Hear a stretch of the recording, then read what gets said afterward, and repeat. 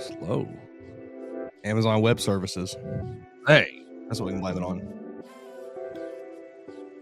Hey. This is The Joe Gaither Show on BamaCentral.com.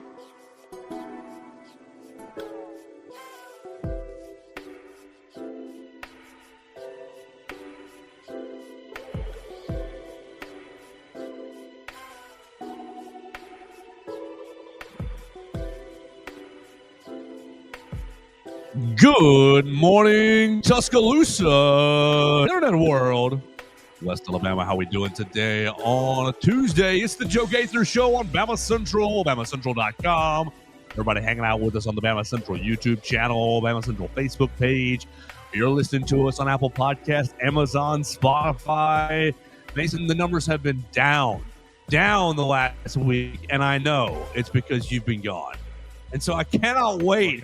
I know. I cannot wait to have Mason Woods back in today. Yes, it is a good day. Follow Mason Woods. He's back in the Derek Daniels State Farm Studios. Our internet's going crazy right now, not in a good way, but you'll be able to see him in a second once it buffers him out. The beautiful face and the dulcet tones of Mason Woods. Right here in the Derek Daniels State Farm Studios. You can follow him at MAWoods_. You can call Derek Daniel for all of your insurance needs at 205-758-3391. Like a good neighbor, Derek Daniel is there. Call and see how much Derek can save you today. More importantly, make sure that your roof is in good shape by calling Strength Roofing and Siding at 205-858-9050. My man Zach Guffey will come out to your roof and make sure that you are taken care of. For a new roof today or just a free inspection, call him at 205-858-9050. We're going to get Zach on the program tomorrow to see where he's been this week and get his reaction to the Tennessee game and set up the South Carolina game a little bit further. We appreciate Strength Roofing and Siding for sponsoring the program. 205-858-9050 for Zach Guffey and his services. Cannot wait for that. But what I really can't wait for is to tell Mason how much I've missed you and how much stuff we've really gone over. Like last week was a terrible week. I mean, yeah, the fill-ins did fine, but in my heart, it was an empty, vast, just black hole of we miss Mason Woods. And you got a comment yesterday, is Mason ever going to be back? And I joked that you were suspended for the Ty Simpson slander because valid suspension. Right. Cam called and asked for another. You gave him another apology. I think we're done with all that. We should be done with all that. I mean, at this rate, I'm almost wanting Ty Simpson to be the Titans quarterback next year. Tighten up. We'll see. Yeah, so wow. Good morning, Mason. I've missed you so much. I have a list of topics to go through in my head with you that I need just your rapid fire takes. So good morning, and how are you doing? I'm doing great this morning. I'm very happy to be back in the saddle here in the Derek Daniels studio. It was a long week not being on the Joe Gaither Show. Did get to feel it a little bit, getting my voicemail on the show, and like we said, giving my second apology to Ty Simpson. Which again, he was owed, I think, because of the way he played, the way he has played, not only all of the games leading up to this Saturday, but then this Saturday as well. He was perfect against Tennessee, as perfect pretty much as he could have been. Some of the best throws I think he's made all year, he made in that game. So yeah, he deserved my apology again, and I'm happy to have given it, but no more. I am on Ty Simpson's side now. We can move on. Theismann. The Theismann campaign is alive and well. Do we like Theismann or do we like the Heisman where the IS is a 15 better? Which one looks better on a T-shirt? I think the 15 looks better on a T-shirt. Well, I think Theismann is, that's so good. It sounds better. Yeah, absolutely. We're gonna play voicemail, and Mason, when I do, are you on this box or are you on the upstairs box? I should be on that one, I believe. All right. So when I play this voicemail, not now, but when I play the voicemail, why don't you swap? Because I think we're both on this box, and it's not being nice. Because everybody wants to see your beautiful face. They can hear you just fine because this box is connected to this computer. Goodness gracious, Mason, I've missed you so much. Where do we even start? Obviously, big recruiting news, and we're going to talk about Corey Howard and Trent Seaborn here in just a minute. But let's just go right to it. The Titans fired the coach when you were gone. Yes, they did. Were you a part of that? Were you up there? That's why you left us? I mean, I was certainly sending my energy You're campaigning? for that cause. I was campaigning for that cause. Yeah, I mean, it needed to happen. It's fine. I don't need to get you that You far know, into it. yeah, Because it is what it is. I don't think there was any world where you could just keep giving Brian Callahan time to screw things up. I think we were actively seeing Cam Ward regress right before our eyes week by week. And when it kind of gets to that point, it's like, all right, we do have to finally make a change. I get that it takes a long time to find success in the NFL. It takes a long time to build a team up when you basically go over in 4 straight drafts, 28 to 2022, I think you have one player still on the team. So it's really, really bad there in Tennessee. The team is awful. There's zero depth anywhere. There's not even really good starters anywhere. So yeah, he was set up to fail from the start, but he did not do very well with what he had in front of him. So yeah, you move on. ooh, Now I don't even know who I really want them to go after right now. There's so many names being thrown out there, many of which I'm not a huge fan of. I've seen Matt Nagy get tossed out no, there. you don't want that. I don't want that. I don't want that at all. I've seen Mike McCarthy get thrown out there. I don't want that either. I want that more than I want Matt Nagy, Yeah. but I don't want it. Yeah. I really just don't even know I guess my top option right now, maybe Joe Brady. I like Joe Brady. Yeah. I think that's a good option. But yeah, it's dark times in Tennessee. We are going to hire Brian Daboll after he gets fired from the Giants. Are they going to fire him? I mean, Jackson Dart looks pretty dang good. Looks pretty damn good. Did you see them blow a lead? I did. Yeah. Theo was. I think crying I think he yesterday. is still going to be given the rookie quarterback, blessing though. You got a promising rookie quarterback. We'll give you at least another year or two. Yeah, Theo was in here crying yesterday, talking about firing their defensive coordinator. That would be valid for what happened on Sunday. So, all right. So Titans fire their coach. That's officially means that's the rock bottom point. It's only up from here. I mean, I will say this Sunday, as bad as the fumble was from Cam Ward, which has been a consistent issue all season. This was maybe his best game that he's played in several weeks. He actually looked somewhat competent. Definitely in the first half, he looked good. Had a nice touchdown pass. Made some nice throws. Still just has no help out there. So maybe we're on the upswing. Who knows? There you go. You can go ahead and get Ruben Bain, or you can get Francis Mainoga to protect Cam Ward.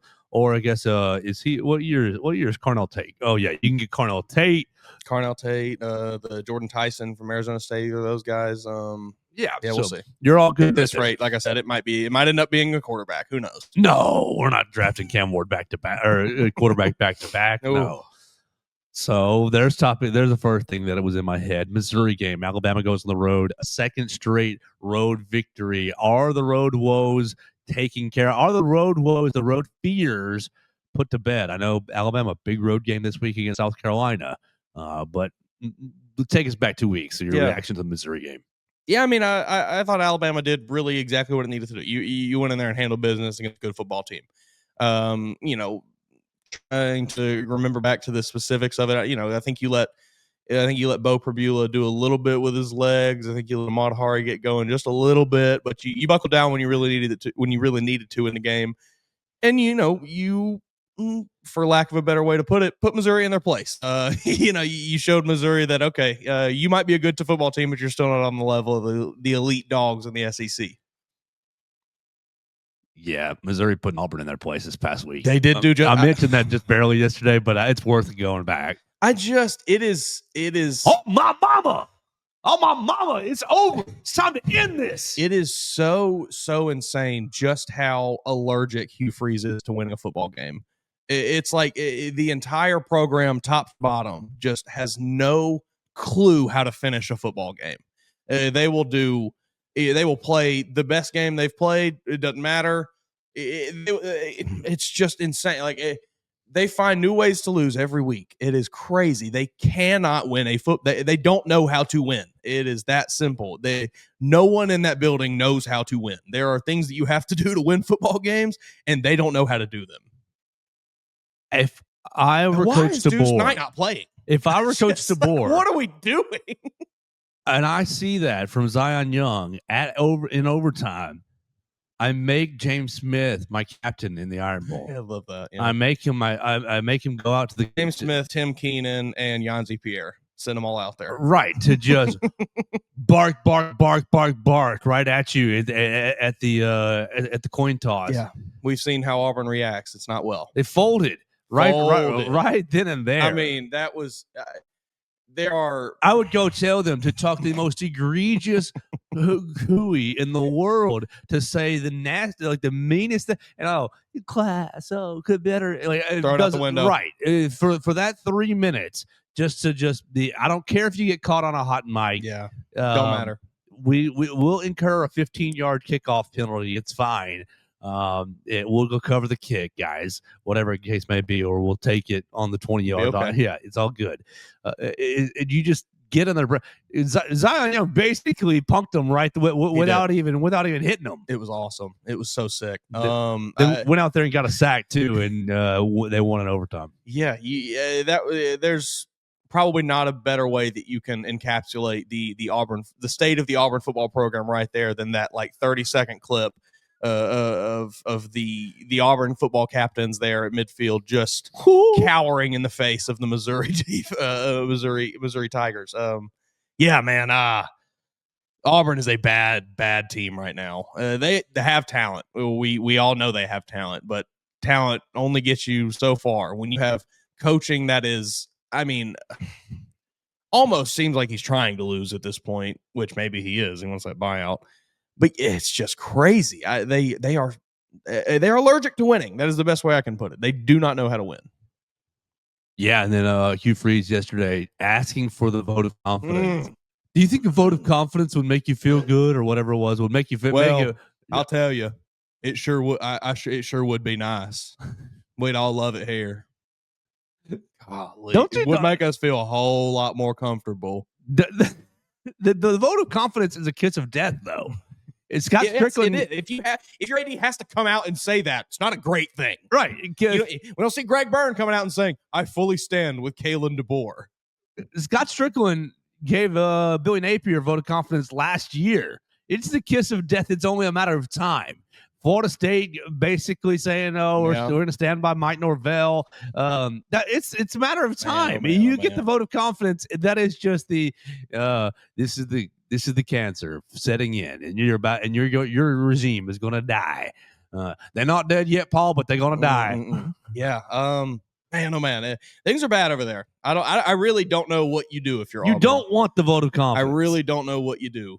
You obviously you have to fire him. You just have to do it. You got to suck it up and eat that money, because I think the alternative of keeping him around for any longer is worse than firing him. But man, oh man, give him a lifetime contract. I don't know who you. I don't know who you're A, convincing to take that job, or B, I don't even know who you're going to be able to hire to take that job, because you can't pay anybody any money. Is Auburn a better job than Florida? No. Yeah, I don't think so either. Oh, yeah, I said it on the show. Auburn's the worst job in the country. Is Auburn a better job than Arkansas? Auburn is the worst job in the country. Your two biggest rivals are the two of the best teams in the nation. And you're expected to beat them. So Arkansas a worse job than Florida? Barely? Yeah, I would say Arkansas is the worst job, just because of probably the focus on basketball there. Mm-hmm. I don't know that you're quite getting the support that you get at Florida. And where does Florida State fall into that hierarchy? I think Florida State's right in there with Florida. I think it's right up there at that level. I do just too. because of the recruiting base, and the support. lack of competition in the ACC. Yeah. Honestly, it might even be a better job. You get two good recruiting classes, you're rolling in the ACC. Yeah, we saw Miami fold. You get one good recruiting class. Beck. You're gonna waste a good offensive and Tough defensive times line out there in Coral Gables. Somebody was talking about them being trash yesterday, and I thought, well, I don't know that they're trash. And then they go, well, you always talk about quality wins, and I looked up, I was like, well, your best win is Notre Dame, and you did beat USF, but not that the rest of the schedule is not really. I mean, you got SMU on their schedule ahead, Pitt on their schedule ahead, but yeah, it will Virginia Tech and Syracuse will those wins give you a lot of confidence going forward. I don't know. All right, so next thing that I missed you on was obviously the Tennessee game. We didn't really get to talk about it that much with you, but yeah, there you go. You're fine. Yeah, perfect.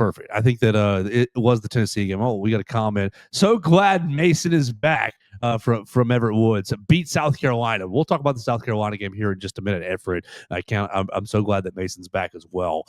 We've got a voicemail from Dax, I think, talking about the South Carolina game. You can call him at 205-758-3391. Excuse me, 205-462 extension 800. I'm getting all turned around. Watching you mess with your camera. 205-462-7340, extension 800 is the voicemail line where Dax called in. It's going to buffer out here in just a second because you're on that other internet, I'm sure.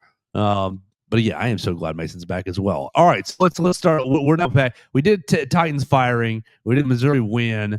Wasn't really much else. I mean, James Franklin getting fired. That was there he is. Look how beautiful you look. That was another one where it just kind of felt like it was time for that to happen. Oh, and you've been on Nick Saban watch, so you were watching College Game Day where he called it not fair. It's not fair to get fired from the expectations that you created for him, Coach. I know that you're in the the coaches fraternity, but it is fair. Yeah. It's fair. He brought Penn State. You revived Penn State, or helped continue to revive Penn State. Post Bill O'Brien. Bill went 2 years there, right, and got him kind of back on track just a little. I think that's right. And then it was James Franklin, and yes, he got them to the top of the glass ceiling, but he was never able to bring. And this year, you can't be ranked preseason top 3 and lose the games that he's lost this year and look as lifeless as they have this year. You just can't do it. I know. Well, you had them a game away from the national championship game. You were in overtime against whoever they were in overtime. Over. You lost. You lost to UCLA and Northwestern. It's unacceptable. James Franklin is not getting fired if they go out there and beat Northwestern 56-0. God, you look beautiful now. It is the back-to-back losses to two of the worst football programs in the country potentially right now. That's what did you in. It was not the one bad loss. It was not. Well, he's not going to compete. It was not. Oh, he's not going to win a championship. It was losing to UCLA and then Northwestern. That's what got you fired. It just lost to UCLA to an interim head coach and an offensive coordinator that's 32 years old. He was calling his very first game ever. King Joffrey over there, Rick Neuheisel's kid. Very first game ever, and you can't get him figured out. And I guess I'm guilty of not looking into it enough. But boy, I sure thought that the Neuheisel guy was the interim head coach. He is not. No. He is just the coordinator. Why are we not giving any credit to the actual interim coach? It's crazy. I know the offense has looked really good for UCLA, but that's wild to me. Oh man, super off topic, but man, that was crazy last week. Poor interim coach got zero amount of shine for this UCLA team, and it's all the coordinator. Anyway, yeah, Coach Saban, he got fired because he he couldn't live up to the expectations that he created. And goodness, yeah, it was. They all stand up for each other. It was not all the coaches stand up for each other. I don't know. Maybe it was a bit reactionary by Penn State. Sure, maybe a little, but it was not just he's not going to win a championship. It was losing to UCLA and Northwestern. Man, you can't do that. So is James Franklin going to be at Florida, Auburn, or Arkansas? Whoever wants to give him the biggest paycheck, I reckon. Yeah, I mean, he's got Auburn written all over him. Yes, he does. Yeah. And great. And he'll win him a championship there. No. What he'll do is he'll end up beating the South Carolinas and the Missouris of the world and the Kentuckys of the world. But then when he plays a big game against Georgia and Alabama, it's I hope so. I for one do not want to see him in orange and blue. Really in any fashion. I wouldn't like to see him go to Florida. He'll fit in as far as it's a family atmosphere. That's why he has Auburn written all over him. He's perfect for Auburn, and that's why I don't want it to happen. Excuse me. No, I'd like to see him. There's going to be some other big jobs open up. Take that Florida State job. They're going to fire Norvell. Yeah, they will. I think so too. All right. And so Alabama beats Tennessee this week, 37-20. Did you smoke a cigar over the weekend? I did. Yeah. How'd that go for you? It was quite nice. Okay. It was an enjoyable victory moment. I can't smoke a cigar because I'll inhale it and I'll get sick on 3. I'm just no self-control, I guess. I've never been able to. We were in there with Xavier Brown, and he said, "Yeah, I dang near threw up," and I was like, "Yeah, that'd be me." Yeah, I mean, I'm sure there was probably about 60,000 other people in the stadium in that same boat, because I imagine it happens every year where that's people's one cigar that they've maybe ever smoked, or the one that they smoked that year, and they don't really know what they're getting into. And Right. yeah, boy, if you do that, you get yourself in a tailspin pretty quick. Conservatively, 100,000 seat stadium, 10% of the stadium smoking cigars. Conservative, 10,000 cigars. I mean, Matt, you're losing to Alabama. You're down 17, and those last 7 minutes, you're just getting hotboxed. It's just Oh yeah, like I mean, you see it on the broadcast. It begins to fill the stadium. You hear the two announcers. What's that? Smell that? I think they started to light the cigars here in Tuscaloosa. Man, what a win for Alabama! What a statement! That's a big statement. I think. Obviously, I know that Tennessee fans are doing the whole, well, it's just one play that made it look that, it's just the one pick six. If you take that away, it's 14. Alabama dominated that game, start to finish. Yeah, I mean, dominated the game flow. I don't know about dominated the game, but basically, got on top of the game flow and stayed just right on top of the game flow. Pretty much, you got the stop right off the bat, 3 and out. Tennessee goes 3 and out, which I got to credit Alabama's defense for the last handful of weeks deferring and just saying, you're getting a stop. We're giving the ball to the offense, and we're getting the ball at the second half. Such a shot to the chest of the opposing team. Yeah, it didn't happen in Missouri. They went straight down the field and scored. Yeah. But Alabama answered right back. We heard from Ryan Grove about his opening game script. It was pretty fascinating to hear Grubb and DeBoer talk about the opening script yesterday in press conferences. But this week, getting the stop, 3 and out, and offense right down the field, touchdown. Ty Simpson was unconscious on Saturday. Oh, the throw to Ryan Williams. Oh man, fitting it right over the head of I think it's a safety or corner, whoever it is. Man, I mean, just and never seen a better throw. And Ryan hands catching all game long. No body catches for Ryan Williams this week. To me, back. It was right. It was right the first third down. You're sitting there, 3rd and 10, 3rd and 9, 3rd and 11, backed up on your own goal line, and looks like you might be movement in your face, and you might have a sack. He backs right up, and Josh Cuevas right there over the middle. Boop, in total control. After getting up 7-0. The Ty Simpson QB1 conversation has really kicked off this week. Yeah, with that performance. Dane Brugler, my draft man. I saw Orlovsky tweeting about it. I saw a handful this morning. Yeah, Dane Brugler basically saying that he's, everybody's on the Fernando Mendoza train. Watch out. My Dolphin fans' friends are like, we don't want another Alabama quarterback. And I'm like, well, then he's going to go to the Jets and terrorize you. So pick your, pick your poison, pick your lane right there, because he will get up to New York and be like, we ain't doing this no more. This is the way. Me and Garrett Wilson, we're about to get on the same page. Captain Phillips meme wherever he shows up of just, I'm the captain now. Yeah, Ty Simpson, this is my team. Yeah. Did you watch I was watching it when you walked in, the little 8.5 minute video that Alabama football posted, the game day, kind of had a few clips in there of one specifically of Ty and Jam Miller face to face, right pregame. And we've dreamed of this since we were freshmen, me and you 2-6. Oh man, it got me so fired up. I fall in love with this team more and more every week. Yeah. I think that, from an internal leadership perspective, it's very high. Last year we were talking about, Tyler Booker, Jalen Milroe, and Malachi Moore, and not to disrespect, I think those 3 guys were good leaders, but it seems like it's just permeated past the main guys into everyone else. Yeah. Does it feel like maybe last year it was a little bit of a kind of exclusive clique of the leaders, and then they were I don't want to say they were separated from everyone else, but it almost felt like it was like it's them and then the rest of the team. Yeah. This year, like you're saying, it's all right. We have a full team, and there's just some guys who are more vocal.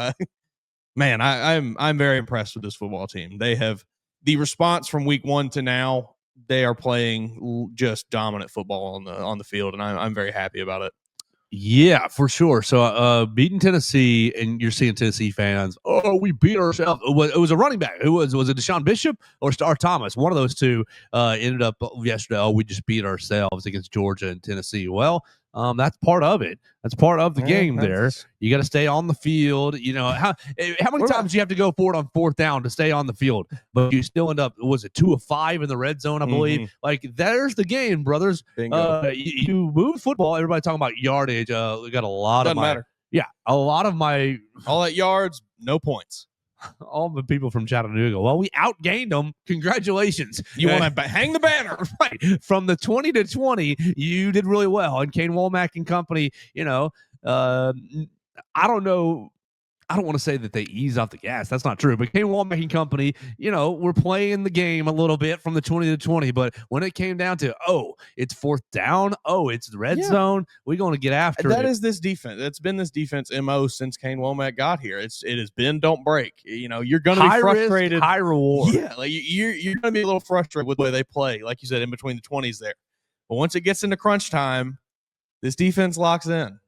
We've seen it. You've heard DeBoer over the last couple of weeks, and specifically this past week. And what was the last home game? Vanderbilt, right? He basically says our motto lately has been make them snap another snap, make them play another play, and you just put your cleats in the ground, make them play another play. I mean, obviously, we can complain about the 44-yard touchdown run from Deshaun Bishop. That was it happens, not so hot play. I mean, you know, you're going to give up a couple explosives a game. That's just part of it. You mentioned beating yourself. It's part of football. Yeah, and then you're playing the clock and you're playing the situation towards the end of the first half. Oh, what a perfect play from Xavier Brown. What about Josh Heupel just throwing Joey Aguilar under the bus on that one? I didn't hear it. After the game, it was, somebody that, what did you – I think the question was there any concern with going play action there if the defense was just going to know what was going on or something, something to that effect? Sure. Because why did you go play action there? We all knew what you were doing, buddy. It was going to be a pass based on the time. We all knew what was happening. So, but anyway, Heupel, kind of responds a little quick, whatever, and then he's just like, well, on that play we had the look we wanted, but you just can't leave that ball inside like you did. And you can't, but you're the coach, man. That's on you for getting them into that situation where you called a play action pass with 9 seconds left in the half on your own, on the goal line, basically. And I don't know. It's crazy. I will never be a fan of any coaches that throw their players under the bus or immediately go to blame. Hugh Freeze does the same thing every week. Not a fan of that. Take your own L, coach. I mean, if it was a perfect pass, it might have been a touchdown. Maybe. I think you're looking at 10%. Xavier Brown knew what was happening on that play. Right. Yes, Joey Aguilar made it a little easier for him by leaving it inside, but he knew what was coming. I think he's tipping that ball regardless of what happens.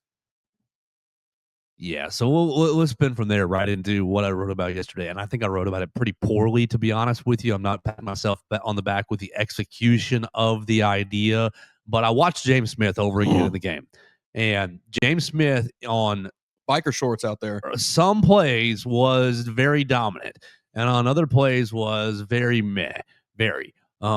I think that James Smith has all the potential in the world to be your next Alabama defensive lineman that everybody falls in love with because of his mentality and because he's making plays. And but he's just got to be more consistent. Sure. On that play, everybody's flying down the sidelines chasing Xavier Brown. Where do you think James Smith's going? To the Tennessee sideline. Yes, going into the Tennessee sideline, and and just love that. Those are the kind of throwback players that you need. Right. We talked about all summer long who's going to be the mother bleeper, who's going to be the alpha on this defense, and is it going to be one of these inside linebackers? And I guess it's Tim Keenan, maybe. And I think Tim still is probably filling that role. But you're seeing James Smith the last couple of weeks, particularly after these games, Diego Pavia, blah, and in this Tennessee game, somebody at the end of the game was trying to talk to Damani, and James Smith was, you ready? We still going? Come on, let's do it. Like, he's about it. He is about it. And so he's in the early part of this game, the first 3 and out, he's involved in two of the tackles. It's 3rd and 1, bam, tackle. They punt. It's 2nd and something. He's involved in it, and really plays well, I think, in the early parts of the game. I don't know if it's a stamina issue. I don't think it's a competitive character issue. Yeah. I just think it's a down in and down out stamina issue because he was getting kind of stonewalled towards the later parts of the game. And when it was in pass rushing situations, he wasn't as effective. Yeah, I mean, I could see it being a stamina issue, just being a guy who is maybe more recently ramped up his playing time a bit. That would make sense to me. It stands to reason. Like you said, I don't see him as the personality type to have a competitive issue. Right. And so I would like to see James Smith really dig in over these next 2 weeks against South Carolina, yes, but on the bye week and really try to hone in on how can I ramp up my stamina to be what I was in the first half all the way through the entire game. Yeah. So I really enjoyed watching him play the first half. And when I was watching it in the second half, I thought, that's just, And so, I asked Kane about him yesterday before watching the whole game, after only watching the first little bit, because I thought, he's going to say how great he played. He's going to say how much he's added to the team. He's going to be, and he was like, well, he flashed. And I was like, that wasn't the answer I looked for. And he's talking about playing with consistency and plays he left out on the table. And I was like, that wasn't the answer I was expecting. And then when I looked at the second half, I was like, oh, he could have made that play. Oh, he could have made that play too. Oh, it's third down, and he could have. Oh, he left leaving some food out there on the table. Right. So I was happy with what I saw from James's first half, but needed to do just a little more in the second half to make himself a lot of money, elite level player that get all the praise, really. Yeah, I'm with you. I didn't watch him super, like that closely like you did to really notice that per se. But the plays that he did make when he made them, you saw it. Like you saw the flashes. You like Kane said, you saw the flashes. I think he does have he has that elite level defensive lineman in him. We just have to bring it out a little bit. Just got to get him a little more consistent, like you said. How about Jan Zapier? Oh. Did you see his Instagram post? I did see his Instagram post. He's giving the double bird. Someone find me that Tennessee fan. Yeah, I want to talk to them. I want to interview him. I want to talk to him. I want to interview that Tennessee fan, and I want to interview the lady that got the Tennessee fan that was above the recruits. So it was like 5-10 rows above the recruits getting taken out in handcuffs, and the husband's like, well, he does this every Saturday, folks. Right? He's looking at the wife, being like, baby, come down. On, baby, again. Baby. We got banned from Knoxville already. baby, calm down. We can only go to road games, Sharon. Come on.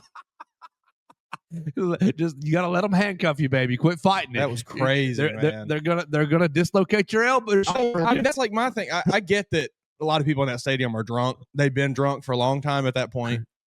But dang, man, you got 3 cops trying to drag you out. Just chill. Just calm down. There's no situation right here where you are getting to stay in this stadium. You are not going to convince the cop to let you stay here. Just chill out. Go out. Just let them take you out. You're gonna have to go home regardless. You are not getting to stay here. I don't know. I don't know if if these people that like do this think, oh yeah, I'm going to convince them. You're not going to be the guy that convinces them. She thinks she's going to get away and go hide in another part of the stadium. Like, what do you think is going to happen? They got 15,000 cameras around this stadium. Every one of them trained on your face, probably. They got Mr. Brightside playing, so you know it's late in the third quarter. Mr. Brightside. There's all these recruits. Yeah. Man, oh man! I hope that for Tennessee, she's a Courtney Morgan plant. Courtney Morgan planted her just to get these let these recruits see a sight. I don't know if any of those kids, were considering Tennessee heading into this game, but I cannot imagine that many of them are after it. Yeah, Courtney Morgan hired this woman. That's to be an actress. And look, we need you to act like a crazy Tennessee lady. And so the recruits just see it and know that that's not what we're about. We'll have the police take you out. You can just yell and be on. Playing a couple Good Samaritan Bama fans in there too to really, really shake things up. Hey, oh yeah, man, that's good stuff. That was crazy. Nuts. That was one of the best environments. Obviously, we don't want fights and things to happen in the stands, but I do think it's indicative of how good the environment was there in Bryant-Denny Stadium. Seeing things like that on my timeline, and it was one of the best environments that I have seen in a long time. I did not have the opportunity to be there personally, but you could tell from the broadcast that it was deafening in there. Yeah, the place fell apart when like the press box, I'll say I lost my composure a little bit when Xavier Brown. I imagine most people in there did. And I was trying to keep it contained, but we got that aerial view, that all 22, the back angle, basically from that point. And he's just hunting. Yeah, I'm like, oh, it's about to be a play touch. Oh, and he stepped right in front of it. And I thought the whole time. I pushed myself away from the desk and put my head in, and I was just like, I cannot believe it. I cannot believe it. And then to finish with the, get the 99-yard touchdown till you make the one guy miss that you had to. Right, it's the double pop. It's the interception. Oh, score. It's the double, like the you think it's loud, and then the stadium goes from breathless 0 to 9 to 13. Yeah. It was crazy. That was the fastest halftime I think I can remember in a while. In a while, I don't want to say ever, but in a while. He's in the end zone scoring, and all of us are like doing our what the heck's, and then they're back out because it just happened. It was not enough time to process anything. Man, yeah. So a lot of good from that game for Alabama. I still didn't get the run game going very well, but a lot of good to take away from that game. I am. Well, we talked about it yesterday with Theo with the run game. They look back at the Washington year where they went to the national championship. They averaged 118 yards a game on the ground, and Bama went 120 against Tennessee, and it was the grossest 120 that you could imagine. But you got it right. It was gross, but made it happen. I am. At this point, I'm confident enough in Ty Simpson to say that you don't need a dominant running game. He can win games for you. Absolutely. All right, let me take a little break. We'll play this voicemail from Dax because Dax is talking about South Carolina. Cameron's already commented about South Carolina. Miss Patty has commented about South Carolina as well. Patsy, excuse me, has commented about South Carolina as well. So let's start talking a little bit about the South Carolina game. Well, before we do, though, we want to remind you the program is brought to you by Strength Roofing and Siding. When severe weather strikes, your roof is your home's first line of defense. Storms with high winds, heavy rain and hail can cause serious damage that isn't always visible from the ground. At Strength Roofing and Siding, we specialize in storm and hail damage, roof repair and restoration across central Mississippi and Alabama, providing fast inspections, expert repairs, and insurance claim support to help you recover quickly and protect your home. A professional assessment from a trusted roofer is essential. With over 45 years of serving Alabama and Mississippi, Strength Roofing and Siding provides expert storm damage repair and replacement. Call now for your free no-risk assessment at 205-858-9050. Zach Guffey, he's been on the program twice now, spending time giving us his football takes. He'll come out to your house for Strength Roofing and Siding. He'll come out, you make sure what your roof is doing, look at your roof, see what kind of shape it's in, see if you got any leaks, especially, look, if you are looking up in your ceiling, you start to see a little water spot, call them before it gets too late because you want to call them before the problem gets worse. 205-858-9050, Strength Roofing and Siding. They'll come out to your home for free, give you the peace of mind that you need. Look, it hasn't really been raining much, but that doesn't mean it's not going to rain soon. And it really will in Alabama at different times, especially in the summer. Go ahead and get ahead of it by calling Strength Roofing and Siding. 205-858-9050. My man Zach Guffey would love to come talk to you, would love to come check out your roof and give you a free assessment, let you know how you're doing, and give you that peace of mind. 205-858-9050.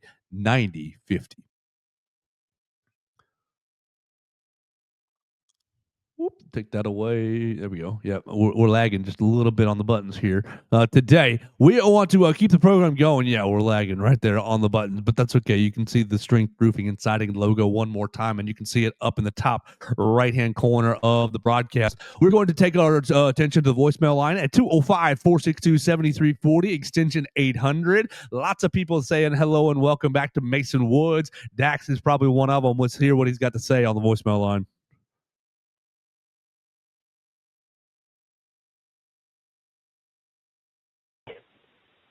This game somehow is, for me at least, is, the game I'm most worried about on this entire schedule. Yep. But not for reasons that we all were thinking at the beginning of the year.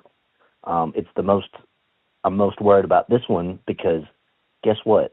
it's an unranked team on the road, and DeBoer has an awful track record against unranked teams on the road as the head coach of the Alabama Crimson Tide. However, I really think he got that issue fixed this year. I can't imagine that he didn't learn his lesson from Vanderbilt and Oklahoma last year. So, yeah, short voicemail, but this is the game I'm most worried about. However, I do really think we're going to get the ball rolling. I think we're already, like DeBoer and staff have really harped on, like, keeping the momentum. And I hope we blow them out the water at Williams-Brice Stadium. Can't wait. Give you my prediction on Friday. Love you, boys. Real Tide. Roll Tide is Dax the voicemail line. You guys can join him at 205-462-7340, extension 800. Yeah, man, all these feelings don't matter for anything if you go over to South Carolina and you lose. This is true. Can't disagree with that. I can't disagree with a lot of what Dax said. I think this is still a worry point for Alabama fans, and rightfully should be. I think although this South Carolina team has struggled this season and has not really played, I made a change last week, Jack. hasn't played up to the expectations of what we had for them. This is still a dangerous football team. Still has a lot of good football players on this football team. You have a dangerous quarterback in Lenore Sellers, going to be a first-round draft pick. You got a good receiver in Nick Harbor. You got good defense in Dylan Stewart, Michael Goodwin, Brian Thomas Jr. A lot of guys on the defense that can get to the quarterback effectively. So, yeah, I mean, I think that what South Carolina does well is things that Alabama struggles against. Yeah, I made a change last week, Jack. That clip was so good. Incredible. Oh, gosh, incredible. South Carolina is how far down on there? Last in the conference in points per game at 20.14. Yeah, that offense has been anemic. They have not been able to put points on the board effectively. South Carolina is... Why does it only go to 11 here? Is it not loading some things that I'm not seeing here? South Carolina, it looks Auburn like they're... doesn't qualify. I guess the internet. Oh, there it goes. They're all the way down to 6. It's Amazon Web Services, man. Internet struggling bad. But now it loaded the other 5. South Carolina is 8th in the conference in scoring defense, allowing 20 points to 20 points per game. So Alabama is a little better at allowing 17.7 points per game. So statistically speaking, you're looking good here. Go over to rushing. Let's see if it all loads. Yes, rushing. South Carolina last in the conference, 106 yards a game in rushing offense. Rushing defense, they are 12th in the conference, allowing 150 yards per game. Alabama allowing how many yards per game on the ground? How many yards were they? 1, 2, 3, 4. Alabama, 13. 13, just behind them at 154. But in the conference rushing offense, so what we're doing is all kinds of backwards. That can't be that high either. 14. 14 at 125. So just a little better than South Carolina on offense, rushing a little worse defensively. Passing offense, South Carolina, Alabama is 3rd in the conference, passing for 297 per game. Behind who?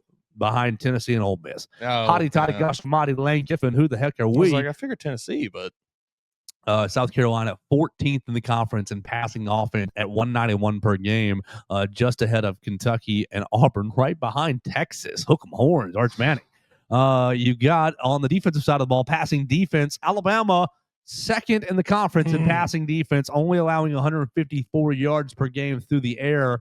South Carolina, pretty good, though. 4th in the conference at 186, allowing 186 per game. But South Carolina, what passing offenses have you faced? Vanderbilt, Missouri, Kentucky, South Carolina, and John Mateer, Oklahoma. Okay, I mean, what elite receivers has your defense faced this season? Any? Little Aaron Anderson. He's above average. Yeah, right. You got the LSU receivers, but Garrett Nussmeier has gone full bozo mode this year. So things are bad. Things are bad for a lot of legacy programs here in the SEC. Yeah, absolutely. Defense, sacks against, sacks against South Carolina is 15th, giving up how many sacks? 26 sacks. Ooh. Just one fewer than the Auburn Tigers at 27 sacks. Now, I have not watched South Carolina every week, but their offensive line is Dog water. Yeah, okay. That's what I was going to ask. Last in how many of rushing- these are Lenoris's fault for running around Both. doing too much, or is it just bad offensive line play? Both, but if you're last in rushing and you're Sure. second to last in sacks allowed, I don't really know how. That's the change that I made last week, Jack. Is I fired my offensive line coach. Oh, I fired my offensive line coach, Jack. Aren't you satisfied? you, But we're still calling the same plays. You mentioned James Smith earlier. This could be the week that we see him, show some of that consistency, maybe against a bad offensive line unit. Alabama tied for 7th in the conference, only allowing 13 sacks. So double. South Carolina's average has given up double the amount of sacks. Now sacks by, let's see, Alabama can't be that high. Alabama 10th in the conference, 13 sacks this year for the defense generated. Where are you, South Carolina? 9th in the conference, 15 sacks. They've generated 15 sacks defensively. That's not as many as I would have thought. If you'd asked me, I would have probably told you they were maybe top 5 in the conference. Let's see. So interceptions. Let's see. Interceptions garnered. Alabama got to be doing well there. Golly. 7 interceptions, taken for 119 return yards and 1 touchdown. Xavier Brown, thank you. South Carolina 8 interceptions. Again, against some of these better quarterbacks, as in Diego Pavia, Bro Pribula, Zach Calzada. Did you see Vanderbilt start the Diego Pavia Heisman campaign? Hey, do it. Do it to it. More power to you, Vandy. Diego and Ty Simpson up there in New York together. I hope Diego gets his free trip to New York. Diego, Ty Simpson, Fernando Mendoza, and Ruben Bain. Those are my finalists. They're going to find a way to get Marvin Harrison in there. They're going to get an Ohio State player in there. Or not Marvin Harrison. Carnell Tate. I like Jeremiah Smith. That's who I'm thinking of. Yeah. They might find a way to get Sayan in there. There will be some Ohio State representation in New York. Mark my words. Ruben Bain's not going, sadly. Yeah, probably not. It's gonna if Miami was undefeated by the end of the season, maybe. Mendoza, Simpson, Sayan, Pavia, and Dante Moore. Maybe. I mean, who knows? We've still got 6 more weeks to go before that. That's true. But South Carolina, your season so far, still time for Arch. You have beaten Virginia Tech, and that's in that neutral site kind of home opener, 24-11. They ended up firing their coach. I don't care about that win anymore, especially an awful football team. Right, and they needed a punt return to break that game open.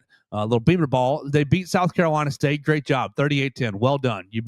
Well done. Hang the banner. Not impressed. I watched this Vanderbilt game like 4 times preparing for the Vanderbilt week. They lost to Vanderbilt 31-7, absolutely imploded, and Lenoris got hurt in the middle of it. Absolutely just fell on their face. Lost to Missouri. I watched this Missouri game a couple of times preparing for that Missouri game. Lost to Missouri 29-20. Still imploded. Didn't really play very well. You beat Kentucky. Congratulations. 35-13. Right. I don't give one rip. I need to watch these last 3 games. Kentucky, LSU, and Oklahoma. They lose to LSU 20-10, and they lose at LSU, Death Valley, and they lost this past weekend 26-7. To Oklahoma at home. The little bit of this Oklahoma game, they're at 7-0. Early in the game, they're on the goal. It's 4th and 4 from the goal line, and you're going for it, brother. It's too early for this. It's not. You're not pushing into the end zone for a touchdown. You give up points. They don't score. So Oklahoma scores another touchdown. It's 14-0. They get down there and they go for it again. And this time they did get it. But like, if you'd have just taken your points, like, yeah, at least they're struggling. Not good. The wheels have fallen off on the season at this point. But they can be returned with one big victory. Right. That's what it scares me. Yeah. Dax was dead on. Yeah. You go to Vanderbilt last year, you don't expect them after beating Georgia, beating the number 1 team in the country. You're all high and mighty. You lose to Vanderbilt. You get the things back on track. You smoke the ever-loving mess out of LSU last year at LSU, and then you're going to see a 5-and-something football team against Oklahoma. I think they're already 5-6 or 5-6 at that point. Or maybe it was that late in the year. Yeah, I guess they wanted to get get bowl eligible. Yeah, because I remember asking the Oklahoma fans why they were rushing the field, and they go, "Well, we're bowl eligible," and I'm like, "You're Oklahoma, exactly. You're a blue blood, and we're celebrating bowl eligibility." But absolutely fell on your face against Oklahoma. Yes, you did. A team that had no business playing with you. The team that barely had any healthy wide receivers last year. Yeah. I don't even know that they did have any healthy wide receivers by that game last year. Yeah, and so like this has got the elements of both those games all over them. Yeah. And you have a cyborg at quarterback still. Like Lenoris is still Lenore Seller, still going to be hard to take down, Yeah. still very athletic, still looks like a lot of quarterbacks that Alabama has struggled with over the last decade and a half. Yeah. You've got a cyborg at wide receiver, Nick Harbor, and look at the Chris Brazzell numbers last week and tell me that Nick Harbor can't catch 10 passes for 92 yards and a touchdown. Sure. Maybe he catches 11 passes for 140 yards and 2 touchdowns. Like that makes me pretty concerned. I think the issue there is if Lenoris can actually get him the ball, maybe. Yeah. That could be a bit of a problem. Yeah, for sure. Their offensive line, very terrible. Very, very terrible. I do not have a whole lot of we all love it. We all remember and love Mike Shula. Thanks for getting us through. Thanks for getting us through probation years. But he has not been a great offensive coordinator this year for South Carolina. I saw that on a bulletin board in a South Carolina dorms, there was a student-led protest to fire Mike Shula. Yeah, not so good. But I think Rasul Faison is a pretty good little running back. 64 carries, 281, and 3 touchdowns this year out of the backfield. I think Oscar Attaway is a good little running back as well. 35 carries, 119 yards, and 1 touchdown for Attaway. So that's not too bad. That's not too great either. Yeah, I don't think the issue this year has been a talent thing with South Carolina. It's just I don't know. I'm not going to go so far as to say that they're in the same camp as Auburn where they're completely allergic to winning, but it does weirdly kind of feel like that, where they just don't really know how to win football games. I think we've talked about my feelings about Shane Beamer, and I need to temper myself for broadcast purposes, but I don't think Shane Beamer's a very quality coach. I think he's a special teams coach that I think he should jump at that Virginia Tech job. Yes. Yes, he should. He's not long for the SEC. Yeah, he absolutely should. Dylan Stewart, 3.5 sacks this year by himself. But Brian Thomas Jr. leading the Gamecocks in sacks with 4. You've got anybody who's jumping out on the interceptions list. Peyton Williams and Garrett Kilgore both with 2. The name that breaks my heart on this list, Justin Okoronkwo, 32 total tackles, 1 pass defended, 1 interception. That's all you've got across the board, brother. But Justin Okoronkwo breaks my heart. I wish you were still wearing crimson white. Yeah, it could have been you instead of Jan Pierre Saturday night. Yeah, maybe. Yeah, it could have been you. You could be in this inside linebacker rotation. You, Nikai Hill-Green, could be subbing in for Deontay Lawson and Justin Jefferson. Breaks my absolute heart. Nick Harbor's got himself 2 tackles on this list. I don't know. I know that I should be concerned about this game, but I just weirdly, I'm going to make you concerned by the end of this week. Pretty good about it. I'm going to make you concerned by the end of this week. I feel pretty good about this football team. I just really think that they've turned a corner. I think that this is it's a big narrative game. It's a chance for Kalen DeBoer to put a narrative to bed potentially. And I think that he knows that. I think the whole team knows that. And I'm with Dax. I just don't see a world where they repeat the same mistakes that they have made. I'm going to make you concerned by the end of this week. I'm going to watch South Carolina. I'm going to tell you on tomorrow, and I'm going to tell you Thursday and Friday about how good they are and I'm hopeful that everybody that listens to the program in the building, which I know is everybody that's in the building, they'll be on edge. They'll be ready to go this coming week. I'm trying to load turnover margin on the NCAA stats because that's the only thing I haven't really seen yet as far as the numbers go. But to me, exactly. It's just like the Vegas game. It's just like the gambling game where you see one side, -7 points. Of course they're going to cover the -7 points. They're the best team in the world against the worst team in the world. There's no way. I'm playing $100. I'm winning $1,000. Yeah. And then by the end of Sunday afternoon, that team has not only not covered the 7 points, but has lost outright. Yeah. And Vegas has taken all your money. Like that's take you back 4 or 5 weeks to the Georgia game. We had Brooks Austin on. Brooks was, the there's nothing on tape that makes me think that Alabama is going to win this game. But I'm still picking Alabama because because of their history and because of everything they said. Right? There's nothing so far that makes me think that South Carolina is going to win this game. But South Carolina is 32nd in turnover margin in 7 games. Their margin I got to pop the glasses up so I can actually see it. They are +4 in the turnover category. +4. Alabama is third in the nation at +9 in the turnover margin, which that was not a fumble this past week with Ty Simpson. Yeah, that was not a fumble. And we got to start a petition to make safeties also count as turnovers. So Alabama really got people. You see the stat sheet, and Alabama only got 1 turnover, the 99-yard pick six. But you also got the safety, which functioned as a +2 in the scoreboard, and you get the ball. That should be a turnover. I agree. You may mess with some past stats, but my man Cameron Metzger, we need to play a clean game and do not give them chances to tick around. That's exactly it. Yeah, that's bingo. That is the key for Alabama in this game. I think is just doing what you do. You have shown to the rest of the country. You have shown to us. You have shown to anyone listening right now. You are one of the best teams in the country. You've beat 4 straight ranked opponents back to back to back to back.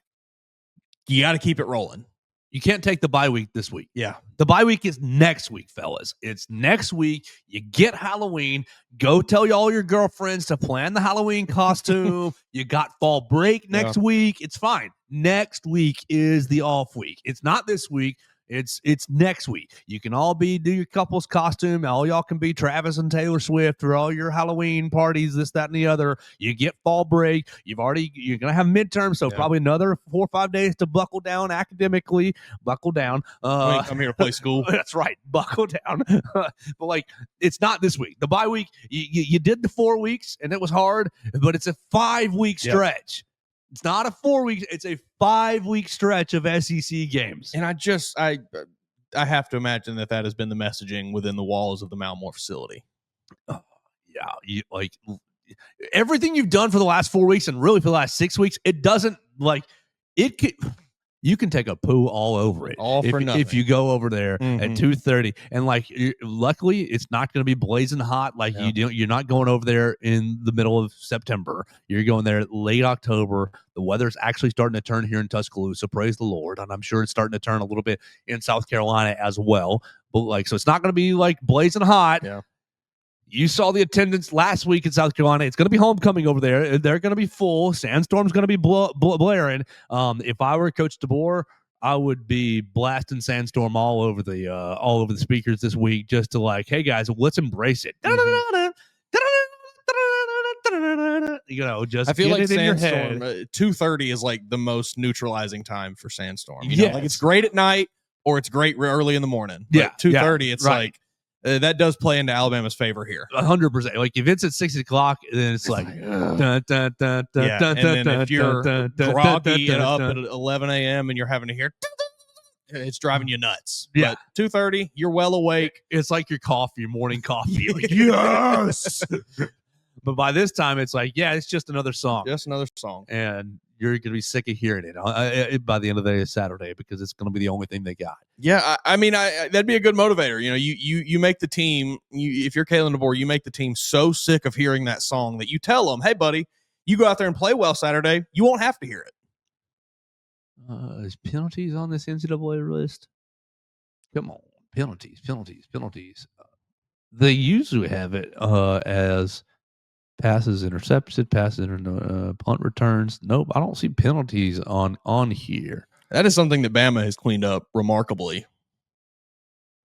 NCAA penalty. I've been very, very impressed with I'm sure it's partially a coaching thing. I'm sure it's partially the rest of the team kind of locking in from week 1 to now. But I've been encouraged by that. This team is playing very clean football lately. Okay, fewest penalties per game. Perfect. That's what I want to see. Control F, South Carolina. Well, they're not in the top 50. That's good. There's a bad football team. They're a poorly coached football team. South Carolina. Oh my gosh. Are you not in the top 100? Woo! South Carolina. South Carolina. Yes. All right. There we are. We're at 105 in penalties. We're at 105. They've incurred 59 penalties for 447 yards per game. So they've given up 63 yards per game in penalties. Now let's do the other side. Let's go back to number one. Maybe the Alabama's in the top 50. Alabama. They gotta be, 33rd in I the love country in penalties. 39 total penalties for Alabama for 317 yards, averaging 45 yards per game given up in penalties. You can work with that. You can live with that. Don't turn the ball over. Don't incur penalties. Tackle the north cell as well. Just do your job. That's right. That's right. Do your job. Will Muschamp clip him punching through the whiteboard. We want to say good morning to Andrew Miller, also commenting on the Facebook. We got a lot of people commenting on the Facebook today. I really appreciate it. Andrew Miller saying, my birthday is tomorrow. So happy birthday, Andrew. Happy early birthday, Andrew. 21 years old forever. We got Everett commenting. We got Cameron. We got Patsy and Andrew commenting. We appreciate everybody who's jumped in and joined us today. Mason, why don't we finish it up with some recruiting conversation? Really three. Two great pieces of news. One, not so good. Sure. As Alabama lost a commit in the 2027 class, kind of whispers and rumors that was coming for a long time. So not a huge surprise to the staff. I don't really think that that's a problem. But Alabama flipping Corey Howard in the class of 2026 and adding Thompson quarterback Trent Seaborn to the class of 2027. Like what all this, we're worried about quarterbacks transferring out. Well, you're bringing in Jet. You've got Taden Kawa committed as well. So you're bringing in Taden Kawa and Jet Tamala. You've got Trent Seaborn committed in the class of 2027. Like the quarterback class is looking absolutely loaded for the next handful. This Elijah Haven fella, number one quarterback in the 2027 class. Also, like leaning in Alabama. That's what it looks like. Woo! Why don't you take a couple minutes? What you want to start with? You want to start with Let's start with Alexander Ward. Just to get that out of the way. Yeah, you mentioned it at the start. Alabama loses the commitment from their one of the highest ranked players in their 2027 recruiting class up to yesterday when he decommitted. He's a 4-star athlete prospect from ING Academy there in Florida. Plays wide receiver and cornerback, has mostly played cornerback this year from what I've kind of gathered. I do think, though, that he plans on trying to do the both way, the Travis Hunter thing. So we'll see how that works out for him eventually. Good luck. But yeah, you said it. I think this was you kind of saw the writing on the wall for this coming. He had not been to Alabama, I think, since March. He was here in the spring, hasn't been here at all this fall. Haven't really seen many, just hasn't really been talking about Alabama much. I don't know that the staff has really been trying to keep in touch with him all that much either. I'm sure they were obviously trying to keep his commitment, but I think that they maybe knew as well as everybody else did that, he maybe not have been long for the Crimson Tide. So yeah, you lose a good player there, but I think overall you're still fine in the 2027 class. You still have 4 commits. You're still one of the top ranked teams in the nation, tied for second most commits in the SEC still with Georgia, Ole Miss, and Texas A&M. So you're still looking great. Let's get into the actual good news though. Let's see. Where do we let's start with Corey Howard. Yeah, let's start with Corey Howard, the first one to commit, 3-star edge rusher from coming Valdosta. in this class, right? Yeah.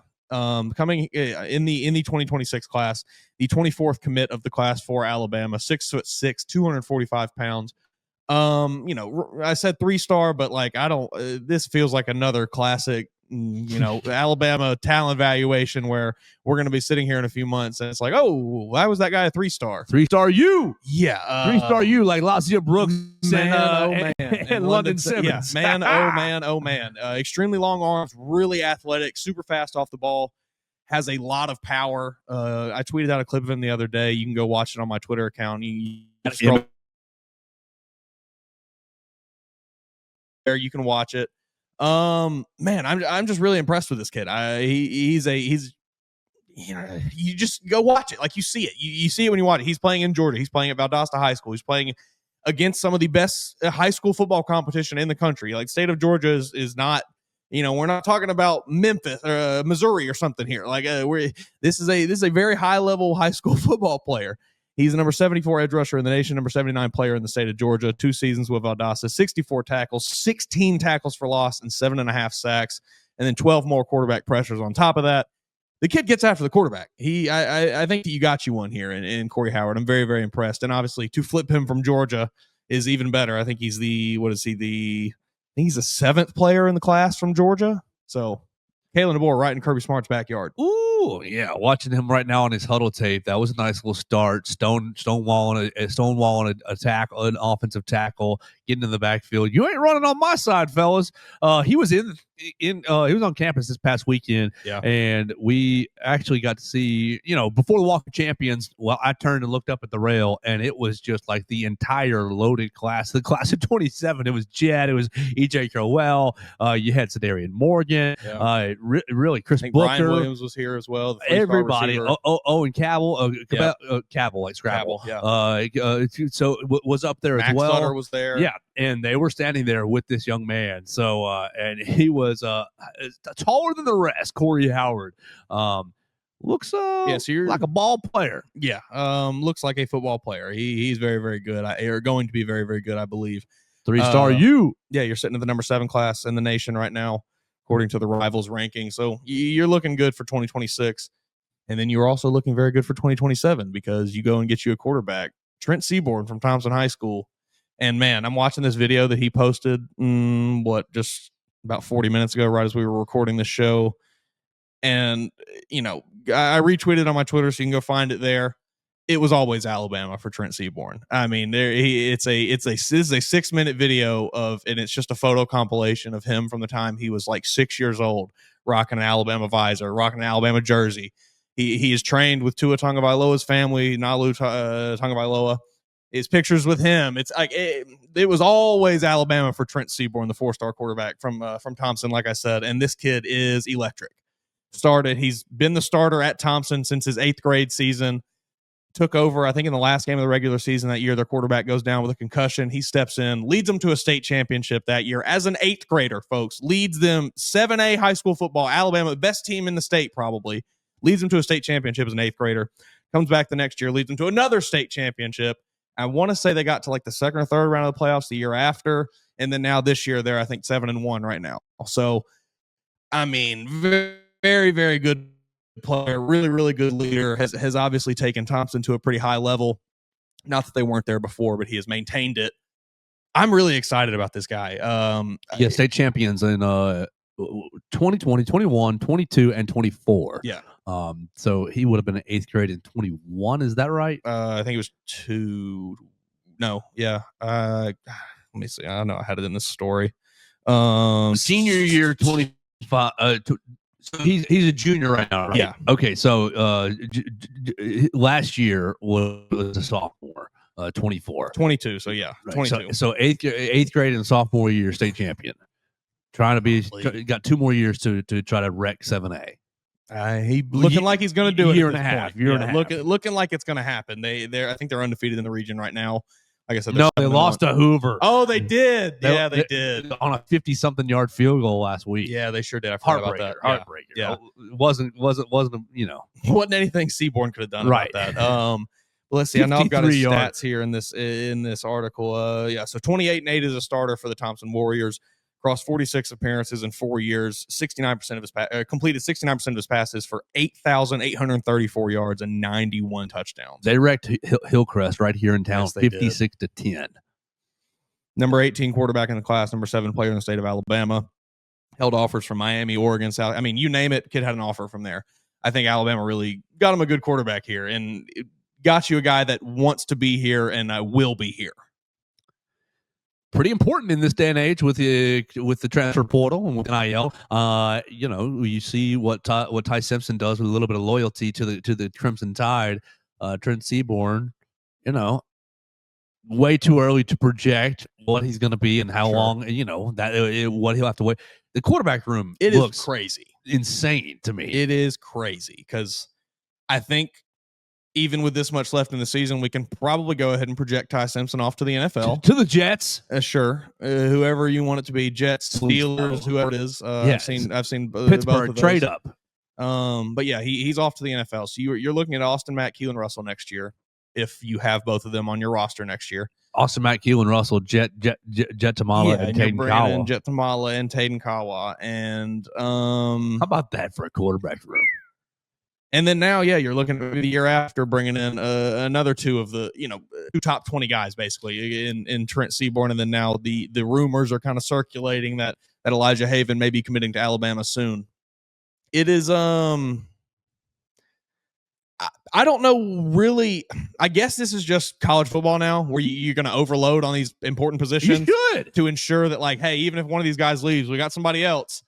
But man, it is crazy to see, and I wonder what those recruiting conversations look like with these guys, where you're telling them like, hey, we like you, we want you here, but we are going to get another guy. The brand power of Alabama, the national brand power of Alabama, combined with the offensive mind and the offensive innovation from DeBoer, Grubb, Nick Sheridan, Jamarcus Shepard. Like, it's very attractive. Is there anything more powerful right now? Sure.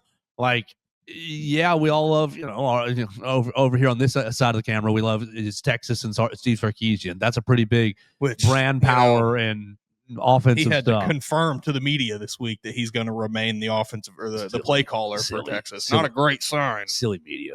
But right now, all the evidence points to, come to Alabama, we're going to let you throw the football and let you throw it well, coach you to throw it well. They have empowered Ty Simpson enough to, hey, man, you can call plays at the line. You can check protections. Yep.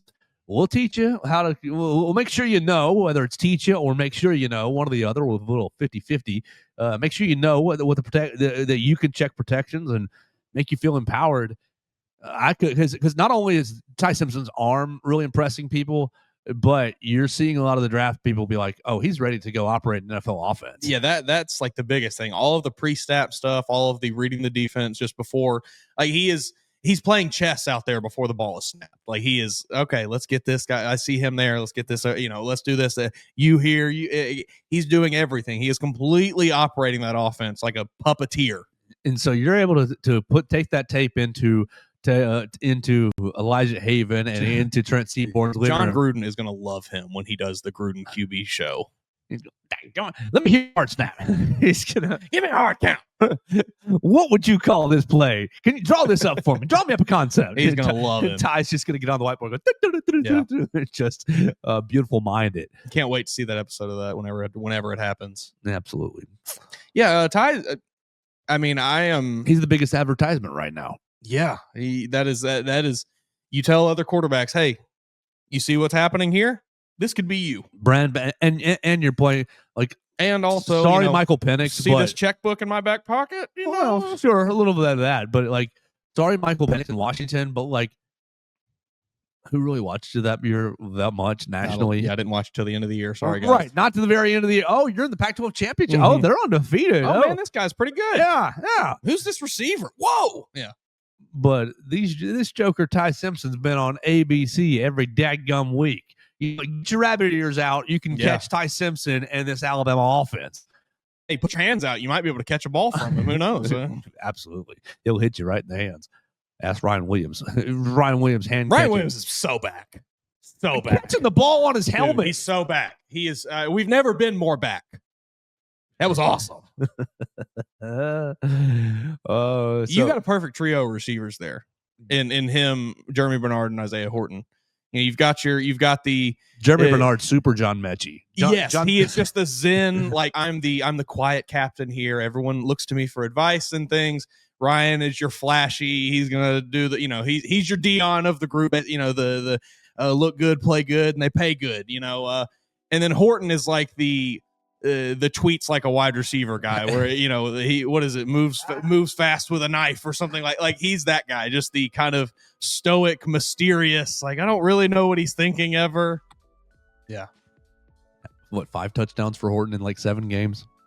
Turning up. Yeah. All right, so we got to get out of here. We're going to the Malmore Athletic Facility to talk to the players about this South Carolina game. I'll be issuing warnings. Fellas, what you did the last few weeks didn't matter. All that matters is beating South Carolina. And once you beat South Carolina, that doesn't matter either. What will matter is if you lose to them. Like, you're in the lose-lose position to where you got to beat South Carolina. You won't get any credit for it, but if you lose to them, everybody's going to dog you, and everybody's going to bring back up the Florida State week, and everybody's going to say you stink. Yeah. And you mentioned Florida State, like that loss right now, it doesn't really matter. If Florida State could lose every other game this season, you're still fine, but you can't lose to South Carolina. You can't lose another one here. Yeah, absolutely. So follow Mason Woods at MA Woods _ on the Twitter machine. Follow myself at Joe Gaithers. We are at Bama Central on the YouTube channel, on all the Facebook pages, and all the social media machines. We appreciate everybody who subscribed, rated, reviewed the program on your favorite podcast platform. Please consider calling Strength Roofing and Siding. It's a free roof inspection. Call them today at 205-858-9050. Zach Guffey and his crew will come check out your roof, let you know your status, let you know how good, how many more years left you got on your roof. If you need a new one, they'll work with your insurance company to get you a new roof if you need one, but they're not going to just sell you a new roof if you don't need one. So please give them a call today at 205-858-9050. We'll have Zach Guffey on the program either Wednesday or Friday. We're going to have South Carolina Rider join us on Thursday, so we're going to get to know the Gamecocks a bit more on Thursday morning's program. 8:45 roughly, we're going to talk to a South Carolina Rider for South Carolina on SI, and we're going to have a huge rest of the week. So make sure you subscribe to the Bama Central YouTube channel. Find the show on your podcast platform. Subscribe, rate, review it. Apple Podcasts, Amazon, Spotify. It is the Joe Gaither Show on Bama Central.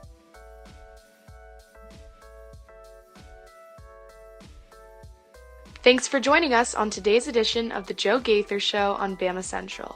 Keep up with Joe on all his social media pages at Joe Gaither6. Subscribe, rate, and review the show on Spotify and Apple Podcasts, and be sure to read us daily at BamaCentral.com.